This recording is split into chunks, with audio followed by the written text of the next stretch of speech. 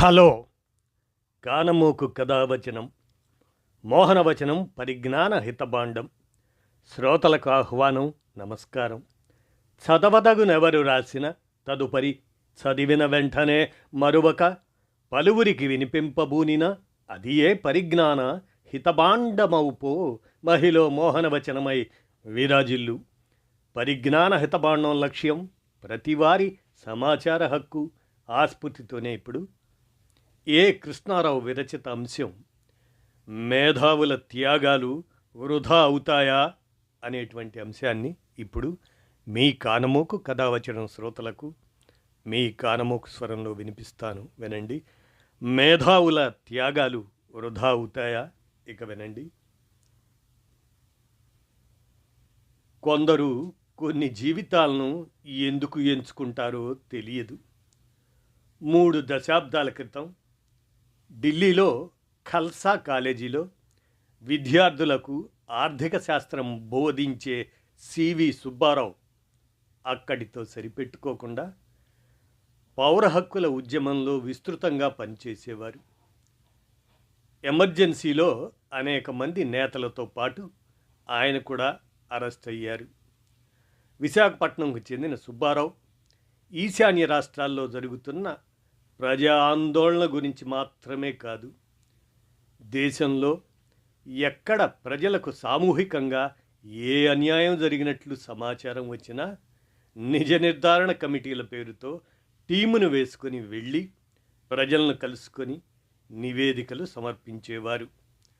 1984లో సిక్కుల ఊచకోత జరిగినప్పుడు సుబ్బారావు సారథ్యంలో ప్రజల్లోకి వెళ్ళి వాస్తవాలు సేకరించిన పౌర హక్కుల సంఘాలు ఎవరు నేరస్తులు అన్న శీర్షికతో నివేదిక ప్రచురించాయి. అందులో ఢిల్లీ కాంగ్రెస్ నేతలు జరిపిన దారుణాలను పూసగుచ్చినట్లు వివరించారు. సిక్కుల ఊచకోతపై ఇప్పటికీ ఈ నివేదికలోనే సాధికారిక సమాచారం లభిస్తుంది.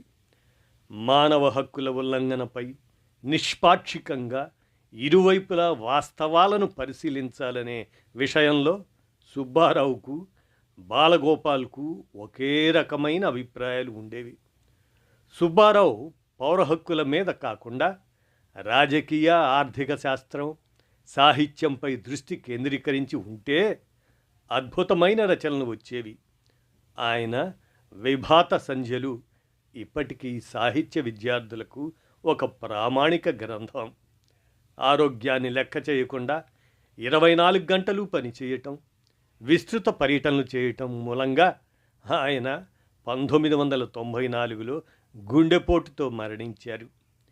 ఢిల్లీ విద్యుత్ శ్మశాన వాటికలో ఆయన భౌతిక కాయానికి అంత్యక్రియలు జరిగినప్పుడు వందలాది విద్యార్థులు, అధ్యాపకులు హాజరయ్యారు. యలవర్తి నవీన్ బాబు, ఈయన బాపట్ల ప్రాంతీయుడు. ఢిల్లీ జేఎన్యూలో పిహెచ్డి చేస్తూ ఉండేవారు.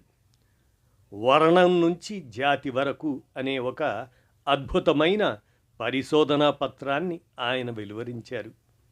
ఋగ్వేద కాలం నుంచి ఇప్పటి వరకు వర్ణ వ్యవస్థను ఆర్థిక, సామాజిక, సాంస్కృతిక పరిణామంలో భాగంగా ఆయన ఈ పుస్తకంలో వివరించారు. నవీన్ బతికి ఉంటే ఇంకా ఎన్ని ఉత్తమ రచనలు చేసేవారో కదా. ఉన్నట్లుండి ఆయన విశాఖపట్నం సమీపంలోని ఒక గ్రామంలో 2000 సంవత్సరంలో పోలీసులతో జరిగిన ఎదురు కాల్పుల్లో మరణించారని ఒకరోజు పేపర్లో వార్త చదివి దిగ్భ్రాంతి చెందాము. ఢిల్లీలో నిజాముద్దీన్ ప్రాంతంలో ఒక చిన్న గదిలో బిడి శర్మ అనే మాజీ ఐఏఎస్ అధికారి నివసించేవారు. మ్యాథమెటిక్స్లో పిహెచ్డి చేసిన ఆయన సివిల్ సర్వీస్కు ఎంపికై బస్తర్ జిల్లా కలెక్టర్గా పనిచేశారు. ఒక దశలో కరువు పరిస్థితుల్లో ఎవరి ఆదేశాల కొరకు ఎదురు చూడకుండా ఫుడ్ కార్పొరేషన్ గోదాములు తెరిపించి అన్నార్తులకు ఆహార ధాన్యాలు సరఫరా చేయించారు. జాతీయ షెడ్యూల్డ్ కులాలు, జాతుల కమిషనర్గా ఆయన ప్రచురించిన అద్భుతమైన నివేదికలే అణగారిన వర్గాల కోసం సబ్ ప్లాన్ వంటి పలు విధాన నిర్ణయాలు చేసేందుకు కారణమయ్యాయి. పదవీ విరమణ చేసిన తర్వాత మళ్ళీ ఆయన బస్తర్కు వెళ్ళి ఆదివాసుల హక్కుల కోసం భారత్ జనాందోళన్ అనే సంస్థ ప్రారంభించి అనేక ఆందోళనలు నిర్వహించారు. స్లీపర్ క్లాస్ రైళ్లల్లో, సిటీ బస్సులు, ఆటోల్లో ప్రయాణిస్తూ తన ఆదాయమంతా ఆదివాసీల కోసమే ఖర్చు చేసేవారు ఆయన. 2012లో సుకుమా జిల్లా కలెక్టర్ అలెక్స్ పాల్ మెయినన్ను నక్సలైట్లు అప్పట్లో కిడ్నాప్ చేసినప్పుడు ప్రొఫెసర్ హరగోపాల్తో కలిసి ఆయన్ను విడుదల చేయించడంలో కీలక పాత్ర పోషించారు బిడి శర్మ. వీరు 2015లో మరణించారు. ఆరోగ్య వైద్య రంగంలో అంతర్జాతీయ ఖ్యాతిని ఆర్జించిన డాక్టర్ వినాయక్ సేన్ జేఎన్యూలో సోషల్ మెడిసిన్ కమ్యూనిటీ హెల్త్ కేంద్రంలో ఫ్యాకల్టీ సభ్యుడిగా ఉండేవారు. తరువాత ఈ ఉద్యోగాన్ని వదులుకొని పౌర హక్కుల కోసం పనిచేయటం ప్రారంభించారు. ఛత్తీస్గఢ్లోని రాయ్పూర్కు వెళ్ళి తన భార్య డాక్టర్ ఇలీనా సేన్తో కలిసి రూపాంతర్ అనే ఎన్జిఓను స్థాపించి అనేక గ్రామాల్లో మద్యపానానికి, స్త్రీలపై అత్యాచారాలకు వ్యతిరేకంగా చైతన్యం కల్పించారు. ఆదివాసీల్లో పోషకాహార విలువల లేమిపై ఆందోళన వ్యక్తం చేసేవారు. పేద ప్రజల కోసం ఆసుపత్రి స్థాపించారు. 2000 సంవత్సరంలో ఛత్తీస్గఢ్ ఏర్పడినప్పుడు ఆయన్ను ఆరోగ్య వ్యవహారాలపై ప్రభుత్వ సలహాదారుగా ఉండమని ఆ రాష్ట్ర ప్రభుత్వం కోరింది.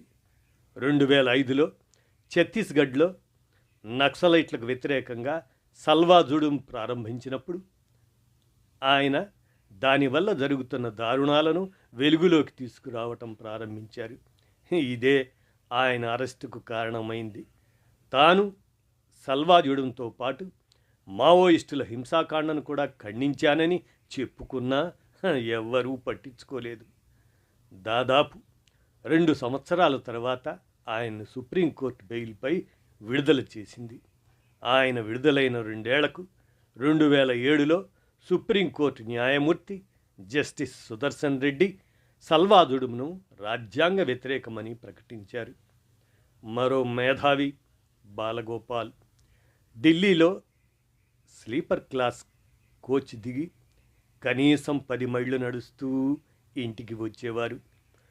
ఎప్పుడో ఉతికినట్లున్న షర్టు, అరిగిన చెప్పులు, వచ్చి రాగానే తన బ్యాగులోంచి పాత టైప్ మిషన్ తీసి ఏదో నిజ నిర్ధారణ కమిటీ నివేదిక టైప్ చేయటం మొదలుపెట్టేవారు. ఆయన కూడా జేఎన్యూలో చదివిన వారే. బహుముఖ ప్రతిభాశాలి అయిన బాలగోపాల్ ఏ రంగంలో ప్రవేశించినా ఉన్నత ఫలితాలు సాధించగలిగేవారు. కానీ ఆయన మానవ హక్కుల రంగాన్ని కోరుకున్నారు. గ్రామ గ్రామాలు తిరిగారు. మావోయిస్టుల్లోని చీకటి కోణాలను ప్రశ్నించారు. ఒక నాగరిక సమాజంలో మనిషి నేరస్తుడు అని నిరూపించేంత వరకు అతడు మనిషిగా అన్ని హక్కులు అనుభవించాలి. ప్రజాస్వామ్యం అంటే ఓట్లు వేయడం మాత్రమే కాదు, అది ఒక జీవన విధానంగా ఉండాలన్నదే బాలగోపాల్ ఆకాంక్ష. కొన్ని ఉన్నతమైన విలువల కోసం పోరాడారు ఆయన. కానీ ఆ విలువలను ఇవాళ న్యాయస్థానాలు కూడా పాటించలేకపోతున్నాయి. వీరందరి కోవకు చెందిన మేధావే 2 రోజుల క్రితం హైదరాబాదులో మరణించిన అమలాపురానికి చెందిన జిఎన్ సాయిబాబా. వినాయక్ సేన్ మాదిరే ఆయన్ను మావోయిస్టులతో సంబంధాలు ఉన్నాయన్న అనుమానంతో అరెస్టు చేశారు. ఇద్దరి వద్ద కీలకమైన హార్డ్ డిస్కులు లభించాయని పోలీసులు ఆరోపించారు. ఇద్దరి విషయంలోనూ అంతర్జాతీయ సంస్థలు తీవ్ర నిరసన వ్యక్తం చేశాయి. అయితే సాయిబాబా తీవ్ర అంగవైకల్యానికి గురి కావటం, అనేక ఆరోగ్య సమస్యలు ఎదుర్కొన్నప్పటికీ ఆయన పట్ల అమానుషంగా వ్యవహరించారని ప్రభుత్వ సంస్థలు తీవ్ర ఆరోపణలు ఎదుర్కొన్నాయి. దాదాపు 10 ఏళ్లు జైల్లో ఉన్న ఆయనపై ఆరోపణలను రుజువు చేయలేక పోయారు. సాయిబాబాకు ఒక సమయంలో బెయిల్ వచ్చినప్పటికీ సుప్రీంకోర్టు ఆఘమేఘాలపై శనివారం నాడు కూడా విచారణ జరిపి బెయిలు నిరాకరించింది. సాయిబాబా ఉదంతం నేర న్యాయ వ్యవస్థలో ఉన్న లోపాలను వెల్లడించింది. న్యాయ వ్యవస్థ తీరుతెన్నులను కూడా ప్రశ్నార్థకం చేసింది. జైళ్లలో కులాల ఆధారంగా పనులు కేటాయించాలని బ్రిటిష్ కాలం నాటి జైళ్ల మాన్యువల్స్లో ఉన్న నిబంధనలను రద్దు చేయాలని సుప్రీంకోర్టు ప్రధాన న్యాయమూర్తి చంద్రచూడ్ తాజాగా తీర్పునివ్వడం సాయిబాబా జైళ్లలో కుల వ్యవస్థ గురించి చెప్పిన విషయాలు నిజమేనని రుజువు చేశాయి. అసలు సాయిబాబా అంగవైకల్యాన్ని తట్టుకొని ఢిల్లీలో మంచి అధ్యాపకుడిగా కొనసాగుతూ ఉండకుండా మానవ హక్కులు, ఆదివాసీ పోరాటాలు అంటూ ఎందుకు ప్రభుత్వ వ్యతిరేకతను కొని తెచ్చుకోవాల్సి వచ్చింది? సాయిబాబా మాత్రమే కాదు, బాలగోపాల్, సుబ్బారావు, నవీన్, బిడి శర్మ, వినాయక్ సేన్, సుధా భరద్వాజ్ లాంటి వారు ఎందుకు తాము కోల్పోయిన వ్యక్తిగత జీవితాలను పట్టించుకోకుండా ప్రజల హక్కుల కోసం పోరాడాలని అనుకున్నారు? మేధావులను అరెస్టు చేయటం, మావోయిస్టులతో వారికి సంబంధాలను నిరూపించే ప్రయత్నం చేయటం, మావోయిజాన్ని తుదముట్టించాలనుకోవటం బీజేపీ హయాంలో ప్రారంభమైంది కాదు. 2013లోనే సాయిబాబా ఢిల్లీ నివాసంలో గడ్చిరోలి పోలీసులు వచ్చి సోదా చేశారు. అదే క్రమంలో ఆయనకు వ్యతిరేకంగా కేసు నమోదు చేశారు. సాయిబాబాకు డాక్టరేట్ డిగ్రీ ప్రదానం చేసిన అప్పటి రాష్ట్రపతి ప్రణబ్ ముఖర్జీయే మావోయిస్టులను ఉక్కుపాదంతో అణిచివేయాలని పిలుపునిచ్చారు. హోంమంత్రిగా చిదంబరం ఉన్న కాలంలో ఆపరేషన్ గ్రీన్ హంట్ పేరిట మావోయిస్టుల నిర్మూలన ప్రారంభమైంది. నాటి ప్రధానమంత్రి మన్మోహన్ సింగ్ మావోయిజాన్ని దేశ అంతర్గత భద్రతకు తీవ్ర ముప్పుగా ప్రకటించారు. ఇప్పుడు హోంమంత్రి అమిత్ షా ఒక డెడ్ లైన్ పెట్టుకొని ప్రయత్నిస్తున్నారు. గతంలో కంటే ఎక్కువగా ఇప్పుడు రాష్ట్రాల మధ్య సమన్వయం, సాంకేతిక నైపుణ్యాన్ని ఉపయోగించడం పెరిగింది. అధికారంలో ఏ పార్టీ ప్రభుత్వం ఉన్నా మావోయిస్టుల పట్ల వైఖరి మారే అవకాశాలు లేవు. అదే సమయంలో ప్రజలకు ఆహార ధాన్యాలు ఉచితంగా సరఫరా చేయడం, పింఛన్ల పేరిట నిధులు మంజూరు చేయడం, సంక్షేమ కార్యక్రమాలను అమలు చేయటం కూడా కేవలం ఓటు బ్యాంకు దృష్టితో కాకుండా వారిలో అశాంతి పెరగకుండా ఉండేందుకేనన్న విషయం గమనించాలి. అయినా జీవితాలను త్యాగం చేసే మేధావులు ఏ పరిష్కారాలను సూచిస్తున్నారు?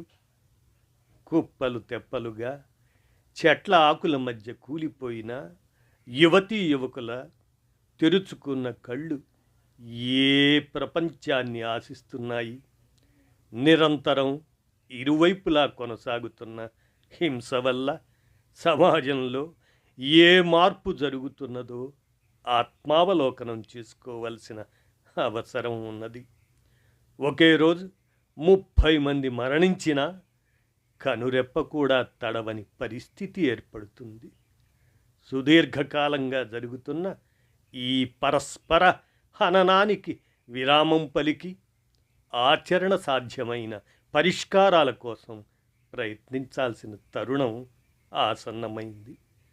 పరిష్కారాల గురించి ఆలోచించకుండా కేవలం సమస్యలపైనే ఆలోచించలేమని బాలగోపాల్ ఊరికే అనలేదు అంటూ ఆంధ్రజ్యోతి ఢిల్లీ ప్రతినిధిగా ఏ కృష్ణారావు ఇండియా గేట్ అనేటువంటి శీర్షికన మేధావుల త్యాగాలు వృధా అవుతాయా అనే అంశాన్ని అందజేసిన మీదట మీ కానమోకు కథావచనం శ్రోతలకు మీ కానమోకు స్వరంలో ఆలోచించడానికి వినిపించాను.